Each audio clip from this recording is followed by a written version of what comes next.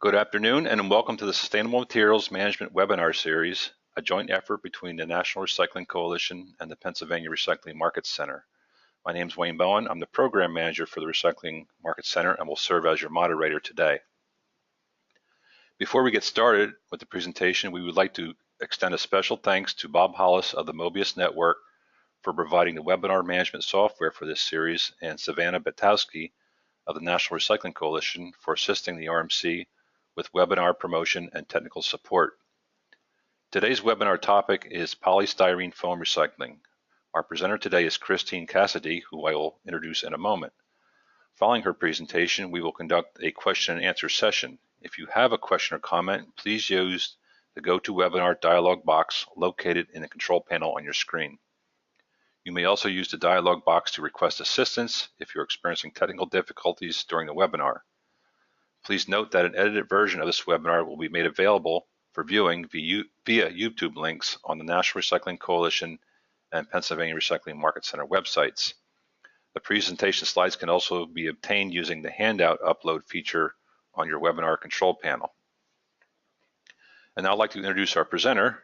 Christine Cassidy began her career with Dart Container in San Diego, California, and has been working for them for about 11 years in different capacities. Christine is currently Dart's recycling manager in the Northeast region. Her main responsibilities are educating the public on polystyrene recycling and working with cities to create recycling programs. Christine received her degree in management and marketing from Canisius College and resides in Syracuse, New York. She represents Dart in national recycling efforts and organizations such as Keep America Beautiful, the Association for Plastics Recyclers, and the Food Service Packaging Institute. And now I'm going to turn the program over to Christine. Thank you for attending the polystyrene recycling webinar. I just want to go through a few things about foam recycling and then also some misconceptions about foam and what Dart as a company is doing to promote foam recycling. So I appreciate your attendance.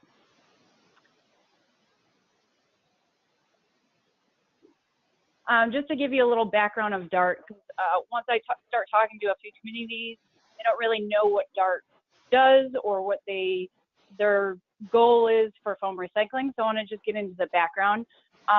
Dart is a private company. It's a family-owned company owned by the Dart Company. They started in Mason, Michigan. They started in 1937 doing some dog tags, measuring tapes. And then if anyone remembers, they had a marble race game that a lot of people used to play with back in the day. But then they started to, towards the 1960s, get into developing foam cups. They wanted a product that they could service people that wanted to use foam cups. So they started developing foam cups. And in 1960, they ended up shipping out their first foam cup. And then from there, they started growing. They became a vertical integrated company, which means we own our own trucks. We print our own ink. So if there's any foam cups with custom prints on it, like for instance, Dunkin' Donuts, we develop our own ink. We develop all the plastic sleeves that all of our cups come into, and they do that just because they want to have everything controlled by them. So if there is any mistakes or anything that they couldn't control, they will. And then in 2012, we decided to purchase Solo. A lot of people know the red Solo cups, which made us expand even more and was able to offer our customers more varieties of products. And then today we are the largest manufacturer of foam cups in the world.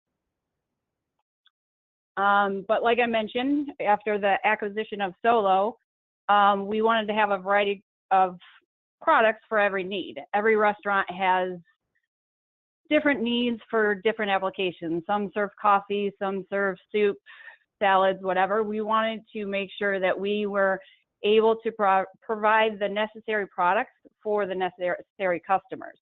Certain customers use one product for one application and another product for another application. So as you can see, we have over 2,000 products that we can offer to our customers. And not only that, we take pride in offering environmental products, whether it be a paper cup, a foam cup, or a bare product, which is our compostable product line. So as you did see, I did put foam cups in there as being environmental products because there are reasons why people do use foam.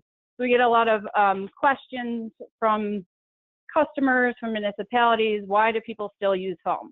Well, there's, just like I said, restaurants have different needs. The main reason for a customer for using foam is because it actually works. It will keep their beverages hot. They'll keep the beverages cold. And the main purpose is for a restaurant, if they're getting food to go, they want to maintain the quality of their product once it leaves the restaurant to where the final destination is, whether it's at a desk or at the home. They want to make sure that the food tastes just as good as if someone sat down in a restaurant. And that's one of the reasons why some of the restaurants use foam, because it can maintain either the heat or keep whatever's cold, like a salad. So that's one of the reasons. Another reason is it's low cost. Compared to some of the alternatives out there, it's a fraction of the cost. Foam is 95% air, so there's not too much material to it, so that lends to the low cost of the product. But not only that, it has very positive attributes to it, and that's why I put it into one of our environmental product lines that we have.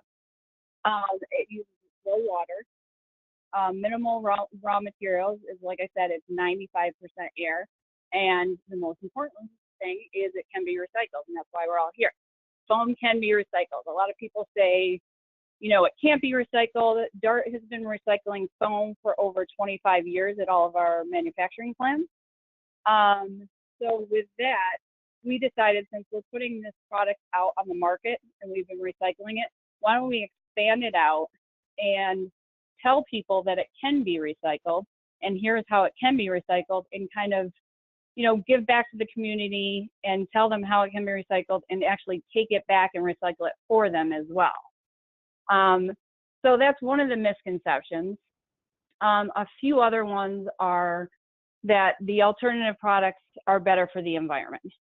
Some are, some aren't. There's positive and negatives to every product out there, whether it's a foam cup, a paper cup, or a compostable cup. But in terms of a foam cup, from the life cycle, from start to finish, it has the best environmental impact than, you know, some of the other alternative products out there.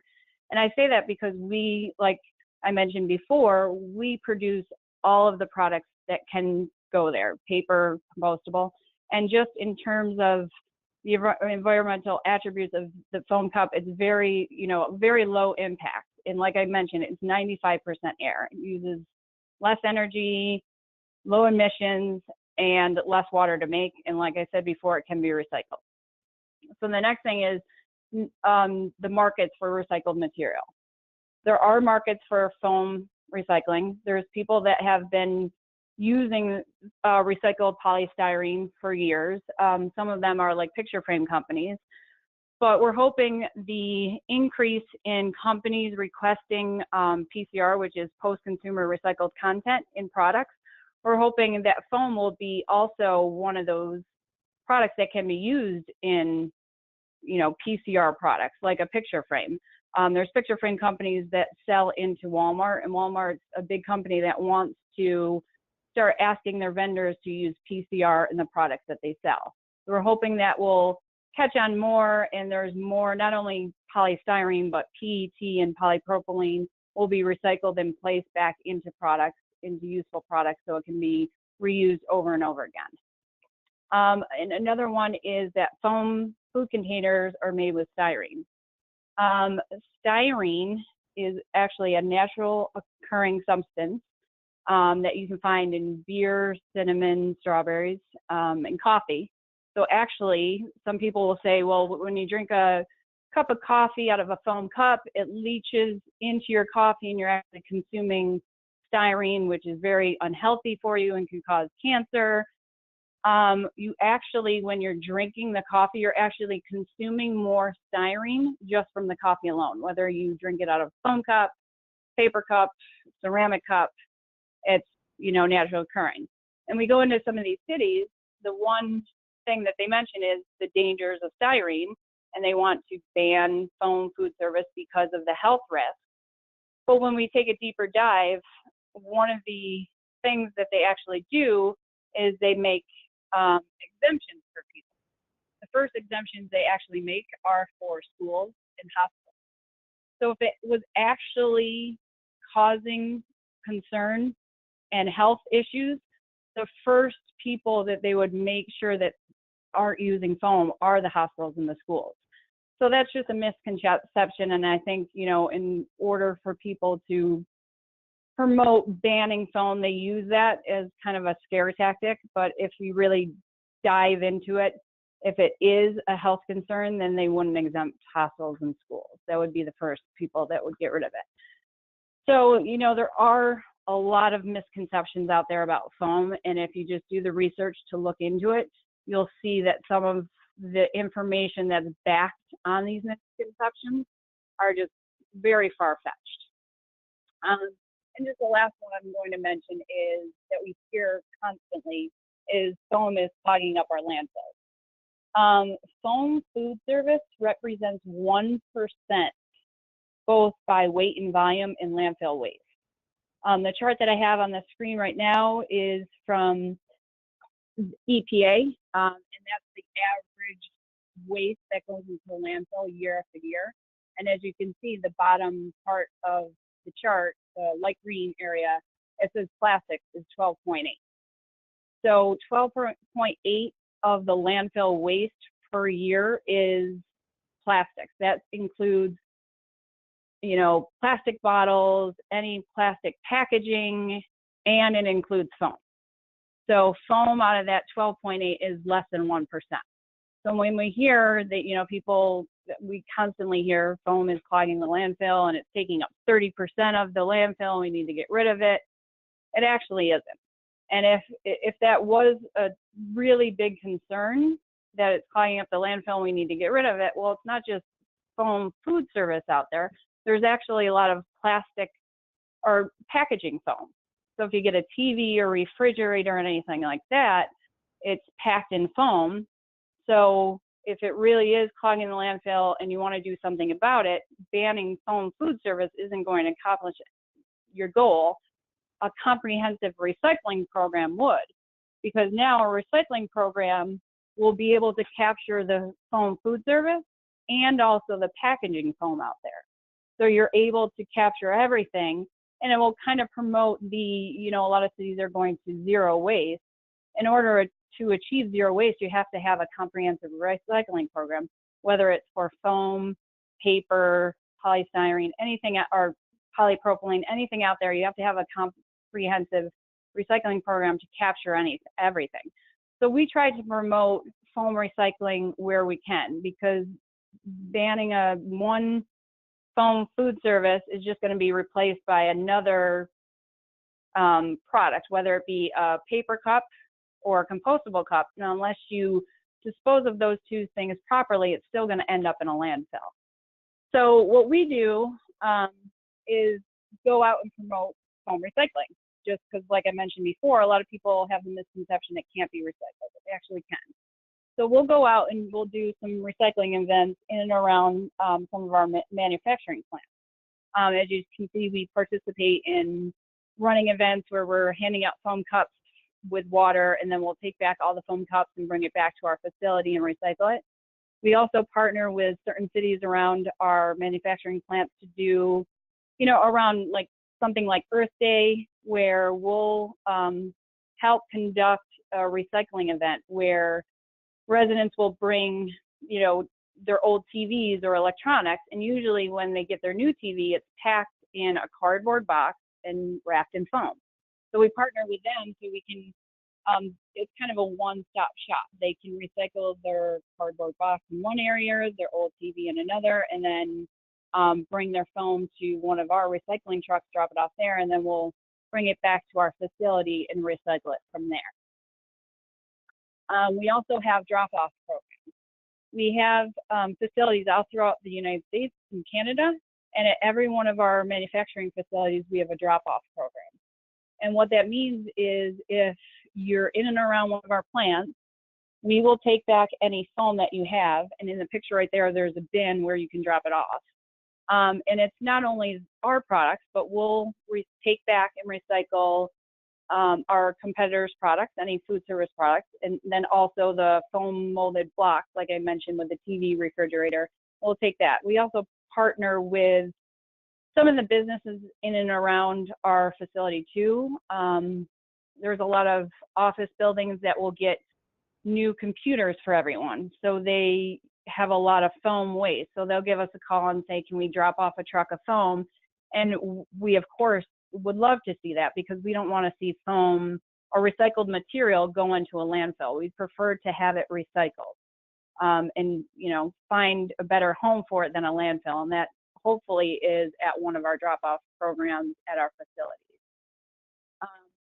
We also partner with distributors. So since we're a manufacturer, we don't sell directly to restaurants. We sell to distributors, such as in the picture, P&R Paper. This distributor is located east of LA in California.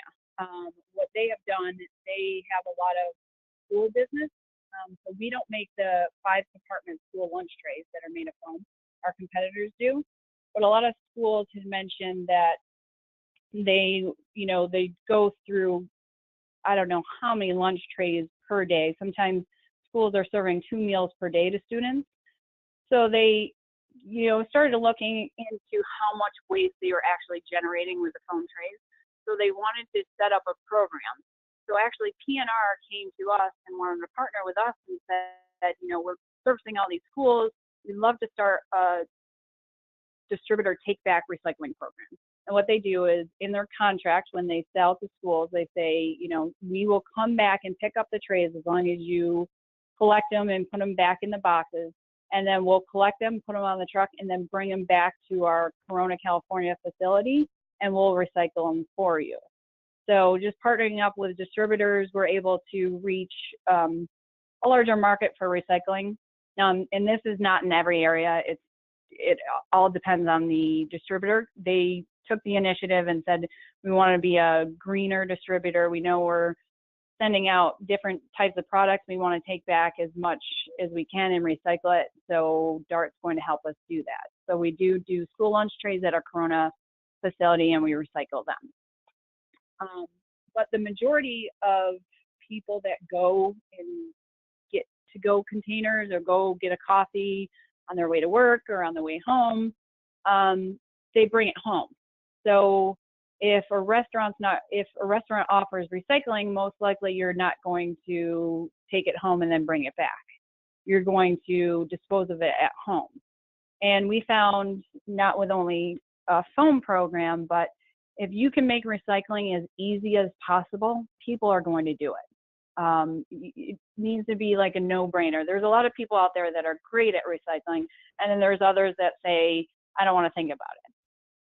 So curbside recycling, I think, is the way to go. And we're hoping that this will catch on more and more cities will offer curbside foam recycling. Just so a resident can come home with their coffee cup, throw it in the blue bin, or when they get a new TV, they can throw it in their blue bin, and it's going to be taken back to the materials recovery facility and recycled.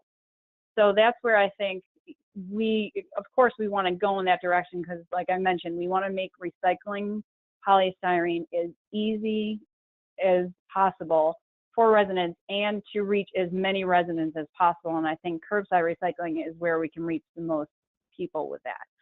And with that said, this slide is actually outdated because there's now more cities that actually have curbside recycling. San Diego, which is the 8th largest city in the US, just started doing curbside recycling of polystyrene starting July 1st. So it was great. And with that, DART's role in that is we try to help, you know, since we've been recycling for over 25 years, we try to help out cities start a program. We know that it's very hard to start a program. There's going to be some positives and some negatives and some hurdles to overcome. So just having a network of these cities, you know, over 65 cities, we try to partner cities with other cities and say, you know, San Diego just started a program. Why don't you talk to them and see what worked and what didn't work and what they would have changed in the beginning, and trying to make it as seamless as possible to start a foam recycling program curbside. Because like I mentioned, we want to make it as easy as possible and have foam recycling available to everyone. With that, another misconception that I didn't add into the slide earlier is we always hear that, well, yes, you can recycle foam, but it's only the packaging foam. The food service foam, you can't because it's too dirty. There's grease on it, there's leftover food, there's anything like that. DART has 2 wash and dry systems, one in Corona, California, and then one at our corporate office in Mason, Michigan. The wash and dry is simple as that. It's like a washing machine. If there is heavy foam that is contaminated, we're able to wash the material, dry it, and then proceed to recycle the material. And it's not always the case that all of the foam needs to be washed and dry. We found, you know, working with other organizations and doing studies, we found that foam food service is just as dirty or less dirty than any other food material product out there, where, you know, if you get a frozen dinner at home and you bring it home and it's wrapped in recycled plastic and you use it and then you throw it in your recycle bin, foam is the same way. You still can recycle that, you know, TV dinner just as foam. And, you know, I always mention this, that, you know, if that was the case, that anything with contact with food, then you're never going to recycle a peanut butter jar, because I try to wash out as much as I can, but I'm never getting all the peanut butter out there. There's ways to recycle material and plastic material that has a little bit of food content still on it. And one of the ways is a wash and dry system. But DART's not the only one that does foam recycling. There's a lot of independent recyclers out there. There's a large facility in Indianapolis called PRI, Plastics Recycling Inc. They recycle a variety of plastic material, one of which is polystyrene. They do have a large wash and dry system. So they take in bales of foam from all different areas. If anyone's familiar with Publix grocery stores, they're down in the Florida, Georgia area. They have a take back program, just like plastic bags out in grocery stores, where you can throw any, you know, when you go to the store and you have foam in your car, you can throw the foam in their bin and they will take it back and bale it up and they send it to PRI for recycling. So there's different programs out there. You can recycle foam that has a little bit of food content on there, or a little bit of dirt, or whatever it is. It is possible. And one of the ways is to do a wash and dry system, kind of like what we have, and then also PRI has as well. And I kind of touched on one of the misconceptions of the markets for foam. There are markets out there. As I mentioned, there's picture frame companies. There's a large picture frame company in California, kind of near our Corona, California facility, called NEPCO, that uses recycled polystyrene in their picture frames, and then they go and sell to places like Walmart. There's also Crown Molding. PRI, as I mentioned, that recycles all the plastics in Indianapolis. They use the recycled content for tape dispensers. They partnered up with 3M, so anytime you get a red packing tape dispenser, it's made from recycled polystyrene. And then another big thing that PRI does is they recycle polystyrene into register port tape. So if you go to a grocery store and you get a receipt, the paper is wrapped on a plastic register port tape, and that is also made from recycled polystyrene. And then also another picture on there is the planter boxes. So if you go to a store like Home Depot and get a plant, the plastic bottom for the plant is made from recycled polystyrene. So there are markets out there with new technologies, and, you know, as I mentioned, the increase in post-consumer recycled content in products. We're hoping that, you know, this market for foam will grow even further, and there'll be more and more markets for it. And then I just have a few other slides. I'm sorry, I talk pretty fast. There's a website out there because a lot of people will say, okay, well, I get it. We can recycle foam. There's markets for it, everything else. How do I start a recycling program? And so we got a lot of questions for that. So we partnered with a few people, one of which put together a website called Home for Foam. This is, you know, a step-by-step process of how someone can start a recycling program, whether it's at home, a municipality, or a school program. And it just gives you ideas. There's videos on there. And not only that, I encourage everyone to check out this website because there is a map on there that has every single place that takes back foam, whether it's our facility, if it's a private recycler, if, you know, it's a drop-off, and it has a pin in every area, and you can click on the pin. And sorry, I was trying to upload it, but it won't let me.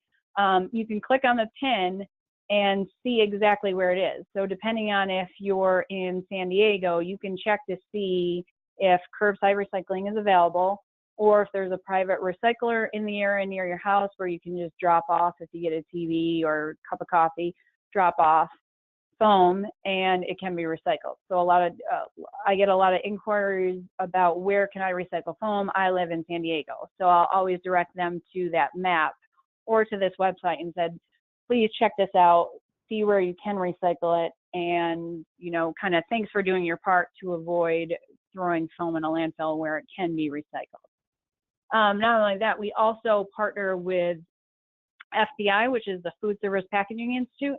They formed a foam recycling coalition. And what this is they brought certain companies to the table, one of which is DART, to provide grant funding for either public or private entities to start a foam recycling program. And with this grant money, a municipality or business can apply for it, and with the money they can get, whether it's machinery. I didn't really touch on this, but one of another misconception is, well, foam is very bulky, it can't be transported easily. There is a machine called a densifier. As I mentioned, foam is 95% air. So a densifier is basically just taking that air out of the foam, and it condenses the foam down in a very small block. So it's easier to put on pallets and transport. So you can get a whole trailer load of foam that would, you know, take up a whole 40-foot trailer.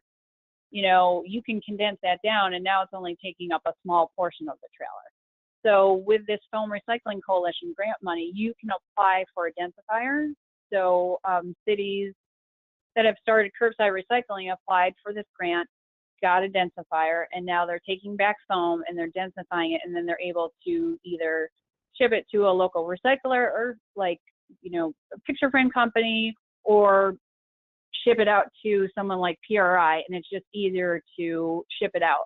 Not only that, you don't really need to get a densifier if you want to just collect it and drop it off somewhere. This grant money can be applied for carts as well, or bins that you can collect. And with the several companies that are a part of this recycling coalition, they know how to recycle or what equipment they can. So once you apply for it and you get accepted, there's also other steps to it. They'll help you out with markets, or they'll help you out with getting the right equipment for the size of city that you have, or just putting you in touch with other recipients of the grant program that have already started it and, you know, kind of overcame some of the hurdles. So it's not a, here's the money, figure it out yourself. No, here's the money, we want to help you out and start this program as much as you can and help you out, because we want to see foam recycling growing, and we want to make sure that, you know, hopefully down the line there's curbside recycling available for everyone, so this recycled material won't end up in a landfill. And with that, I'm done with the slides that I have, but I welcome any questions. And then if you do have any questions, my email address is there. I welcome you to email me, ask me any questions. I can always set up a call with you if you have specific questions regarding your city or any other follow-up questions to some of the material I already presented. So thank you for your time. All right. Thank you, Christine, for the presentation. We're now going to field some questions. We do have some questions already, but if you want to pose a question, please use the GoToWebinar dialog box. So, Christine, could you go back to the slide that has the website that shows all the locations? I'm sorry, I had to log back in again because I couldn't hear anything. So I'm sorry, I didn't hear that. Yeah, I'm sorry. I actually had myself muted, so I apologize for that mix-up. Okay. Yeah, could you go back to the slide that shows the website for the locations? That was quite a few. Yeah, quite a few questions we had here were on the locations that accept the materials. So while you're doing that, yes. Yeah, there it is. Okay. Let me go back. It's actually just homeforfoam.com. Okay. So that has places. And it'll bring up a map. Yeah, it'll bring up a map of all locations that accept polystyrene material. Okay. Okay, here's a question. Does the foam meet Federal Trade Commission requirements to be defined as an acceptable product and able to be recycled by 60% of the United States? No, it doesn't. Okay. We are working on that to get those numbers up. And I think one of the ways to do that is to encourage curbside recycling. Okay. You mentioned the densifier program. Is that a grant free to programs, or is that some kind of a cost share? No, it is. Well, with the grant program, it's money that you don't have to pay back, but they do ask that you do have some investment into it, just so that you want it to make it work. So if you're looking for equipment that costs $30,000, you can apply for. It's a grant program that you can apply to up to $25,000. So the grant would want you to write in that you're applying for $25,000, and then your contribution would be $5,000. Okay. All right. Here's a question. This operation apparently collects polystyrene, but DART does not accept the material due to impregnated contamination from the residential single stream compaction collection. Is anybody working on ways to address this issue? With a lot of, can you repeat the question again? Yeah, because we accept the majority of the products that are out there. If there's a lot of contaminants to it, we won't. And we also, just to mention, we don't accept packing peanuts. The reason for it has a fire retardant on it, so it's unable to be recycled. But you can recycle that with any UPS store. Yeah. I think the point was that the question was if the material goes through a single stream facility, it gets mixed in, Mm-hmm. Tumbles along with glass and other contaminants, and that gets impregnated. So I assume source separated collection is the best way to go, unless there's ways to minimize that contamination when it goes through a single stream facility.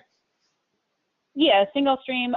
If people have an optical sorter, it kind of takes care of that, because then they're able to separate the material, glass going into one bin, polystyrene going to other. And I know a lot of material recovery facilities are going towards the optical sorting route. I know it's a very expensive piece of equipment, but they find not only with collecting polystyrene, but any other commodity, it makes their bales a little bit cleaner, so they're able to get a higher price for it because there's less contaminants in it.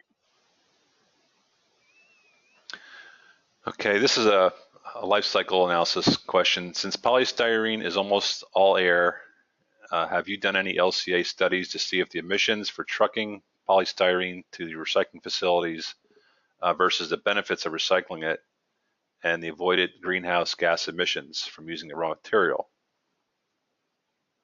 Yeah, So, there are life cycle analysis regarding just the foam product from start to finish. I would have to look into see if there's a study done for trucking it from, say a collection facility, a city collecting it to a recycler like PRI. I would have to look into that and compare that to some of the other materials out there. Because the majority of the materials that are collected within a city, they don't stay within the city when they're shipped out for recycling. It usually goes somewhere else for recycling outside the city or outside the state. So I would have to look into that to see if someone has conducted a study. I know personally DART has not done that, but I'm sure there might be some studies out there, so I'd have to look into that. okay, you might have mentioned this. On the slide with the 65 and counting, what does the asterisk mean next to the name? I would have to, like I mentioned, it's a little bit outdated. I'd have to update it with some new cities. I am not sure, so I'll have to look into that. Actually, the asterisks are just to separate each city. Okay. I'll have to look into that because, like I said, this is a very outdated slide, so I'll have to update my information. Concerning your product lines, what percentage of your products are polystyrene? What percentage is paper? What percentage is compostable? Polystyrene is a large portion of our product line. I don't know the exact figure, but it's probably the majority of it, just because we offer foam cups, containers, food trays, and then with the purchase of Solo, we were able to offer paper products as well. But like I mentioned, DART is one of the largest manufacturers of polystyrene food service containers. Okay, you might not be able to answer this one, but how much contamination is considered contaminated? Is there a percentage by weight, or is it all visual? Yeah, it all depends. With us, like with our wash and dry systems, we can take contaminants, it could have food on it and it's going to be washed away. And, another recycler might say, no, we can only take 10%. So it all depends on the material. And we mentioned, if someone's going to drop off foam at our facility, we say to have it to be relatively clean. Please don't have any, like a half-eaten hamburger in the container. So we say to have it clean, but at our Corona or Mason or PRI can usually take material that has contaminants in it. I just don't know the percentage of it. Okay, you mentioned the end-use markets for foam. Is there a list of these companies available? I don't know if that could be put on the website that you mentioned. Yeah, it's already on there. There's okay. On the Home for Foam, it will list actually also to buyers. If you're collecting a large portion of foam, there's a list of companies that will actually purchase the foam from you so they can use it in their manufacturing facilities. Okay, this question has to do with oh, I'm sorry, go ahead. Oh no, and I was going to say, if for some reason someone can't find that information, they can always email me and I can present or send them the information, and I can also send them a list of contacts that they can call. Okay. All right, this question has to do with off-gassing of the densifier. Are there issues there? Are there any special permits required for off-gassing? There isn't. There is. We do just, if someone has an densifier, they have to have the necessary electrical to plug it in, but there isn't any permits that you need for it. Okay. And you might have addressed this already. The PRI is the company you mentioned quite a few times. Is that a recycling company? Yes, it's called Plastics Recycling Inc. So it's not only that they recycle polystyrene, they recycle a variety of other plastics.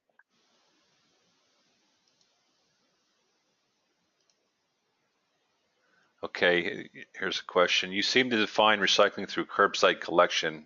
NRC defines recycling through end markets. Are there adequate end markets for foam polystyrene that can serve the 50 states? They've heard California, Indiana. Is it economical to ship baled polystyrene to these markets? Sometimes yes, sometimes no. I just mentioned those two. There's a picture frame company that I work with in New Jersey. There's another one in Wisconsin. And like I mentioned, some people use it for crown molding. So there's markets, and on the Home for Foam website, you'll see where certain people are using it in certain states. We list every single state and who uses polystyrene. We're hoping, just like any other commodity out there, that the markets will grow, and that will kind of lend to hopefully achieving the 60%. But that's way down the line, and we're hoping, with the increase in markets, especially with China kind of putting down, accepting recycled material, we're hoping that the markets here in the U.S. will grow. And there's also markets in Canada as well. As far as the, let's say the densified load, is that, or even just a loose load going to a recycling facility, is that something that would be charged a tip fee, or is there a rebate? And the same applies for like a densified load. Does that receive payment when it gets to the facility?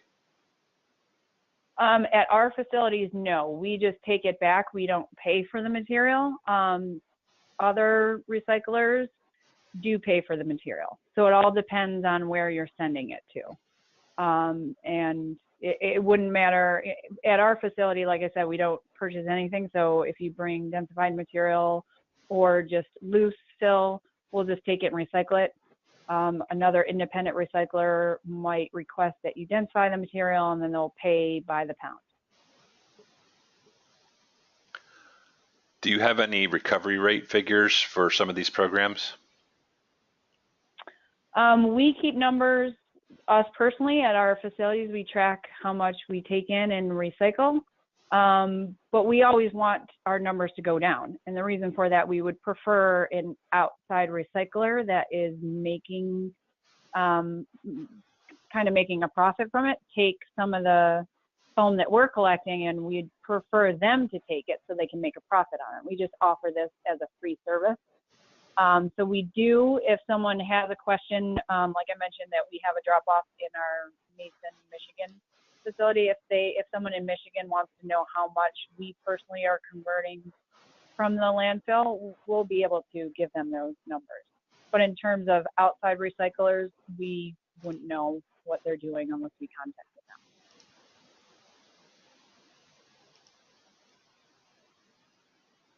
them. Okay, just going through some of the questions here.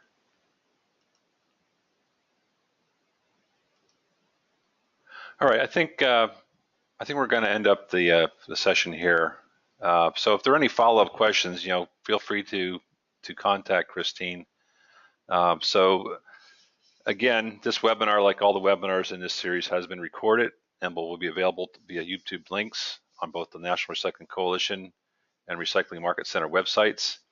Thank you again for joining us, and we hope you'll join us for next month's webinar. Please visit the NRC and RMC websites for scheduled updates. And thank you again, Christine, for making this presentation. Thank you. Okay, have a great day, everybody.